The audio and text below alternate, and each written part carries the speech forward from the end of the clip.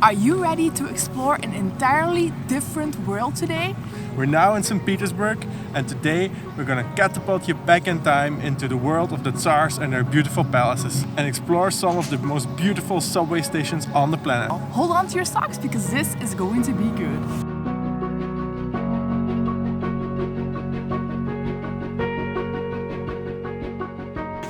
This beauty right behind me is the Church of the Saviour on Spilled Blood. It's one of the most elaborate churches in all of St. Petersburg. It has 5 incredible domes. The big one, unfortunately, is currently under restoration, but you can still see that it's very elaborately decorated with a lot of gold and a lot of different decorations on each of the domes. Absolutely incredible. But it's not just the domes that are beautiful, it's also the rest of the church. It's the arches and the columns and the beautiful paintings on the outside walls. It's absolutely beautiful, and it looks like something straight out of a fairy tale. It's crazy how much detail there is in this building. What's supposed to be even better is the inside. Let's go and check it out.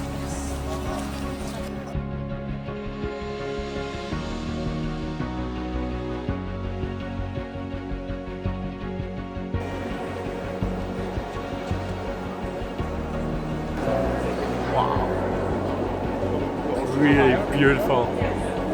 This must be the most beautiful church I've ever been to. Those colors, gold, blue, the reds. Beautiful altar. Wow, this is so impressive. It's so big. Can't believe it. It's really, really nice. One of my favorite things here is actually the dome in the ceiling. It looks like just like Christmas lights. This church is giving me neck pain. Added bonus is the beautiful lighting. These chandeliers are so majestic and so dramatic. It really suits the style of the church very well. The church was built on the site where Tsar Alexander II was assassinated in 1881. 2 years later they started building the church. It took them 26 years to complete it. And now to see the inside we know why. We're now going to enter the beautiful Winter Palace. This palace was built in 1754 by Empress Elizabeth. It's really a style of building that you see a lot here in St. Petersburg. Like these very grand buildings, very long with all these vertical columns, a lot of small windows, very bright colored.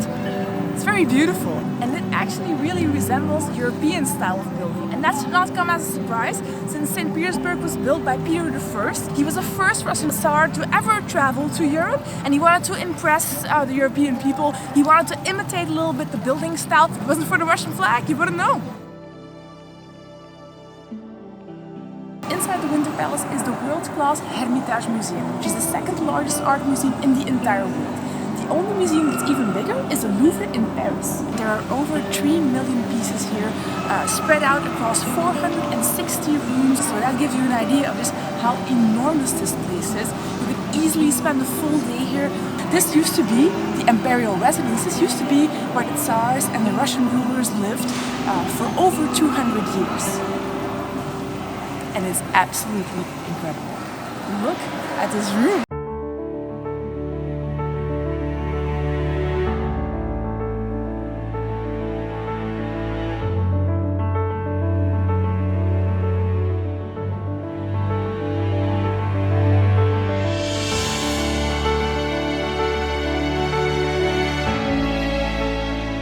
There's gold on the ceiling, on the walls, on the curtain rods, the chandelier, the clock, everything. It's super grand.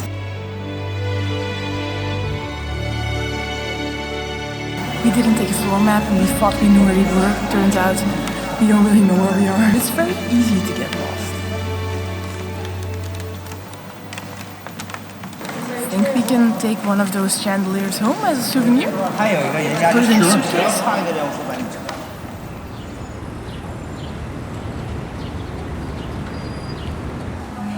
We're stopping at Flaminia, which is a pelmeni restaurant. It serves pastry dumplings filled with anything you want. It can be meat, vegetables, or even sweet things.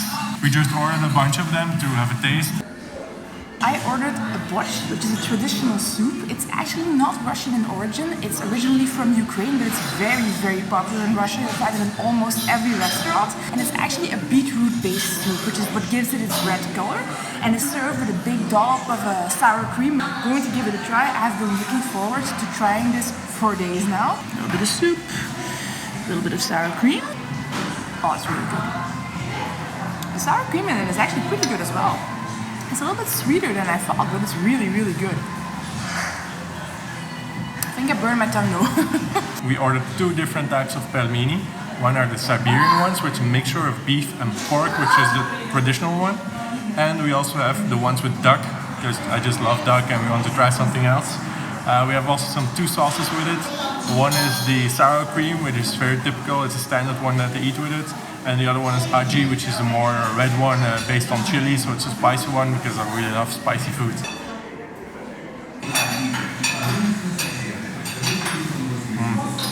Oh. So the outside is a bit fluffy, a little bit, has a good bite to it. And on the inside is the meat, which is still tender and moist. This is so good. And this, it looks like a beer. It tastes a little bit like a beer. That's not a beer. It's kvass. It's a type of drink, slightly carbonated, fermented, that they make from rye bread. It's a bread drink. It has a little percentage of alcohol, usually 1 or 2%, but it's not really considered an alcoholic beverage. It's quite good. It's quite sweet. It's not bitter at all. I really like it. It doesn't get you drunk. Not sure if that's a good thing.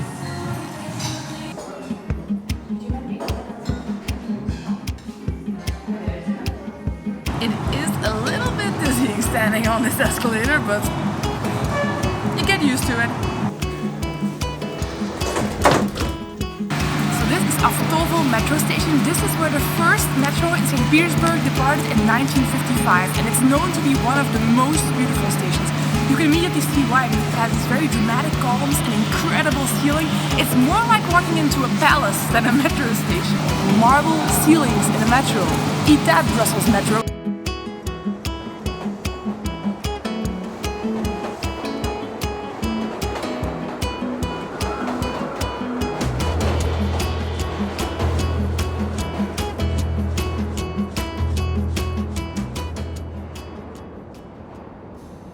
We'll be spending about 1 month in Russia. We're going to buy some local SIM cards. And then we have mobile data, WhatsApp, easy to find your way around in the city. They should have some right here. So they have SIM cards for 40 gigabytes for about 7-8 euros. Good deal. Coffee shop in the phone store. It's a very good idea. And if the opportunity presents itself, we will have an iced cappuccino.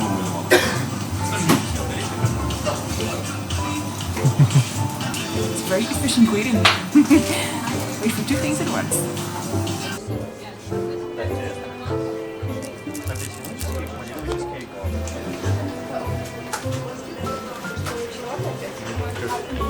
Iced cappuccino is only 60 rubles, which is 90 cents or about $1.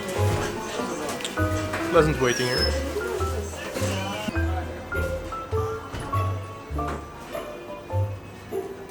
Look at that perfect symmetry. Middle of the arch. Please move your head. Straight down to the palace. Awesome. This is just next to the Palace Square. Really beautiful place we found.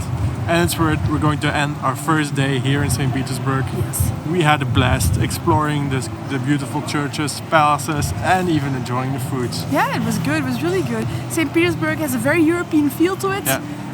So far we've been liking it, but we've also been in Moscow before, and we're going to Moscow after this, and so far I like Moscow better. I don't know, I think maybe the architecture is a bit more beautiful, but on the other hand it feels very European, so maybe Moscow is a bit more interesting because it's so different. It feels it's really Russian vibe to it. So that's true. But maybe we'll change our mind after the activities we have planned for tomorrow, which is going to be an entirely different side of St. Petersburg, more around and on the water. Yeah. Make sure to tune in for the next one. Click the subscribe button if you haven't already, so that the next video pops up in your YouTube suggestions. And yeah, let us know if you've been to Moscow. and St. Petersburg, which one you like best, because jury's still out here. Yeah. And we'll Let's see find you. out when we get to Moscow. Yeah, we'll see you tomorrow. Bye!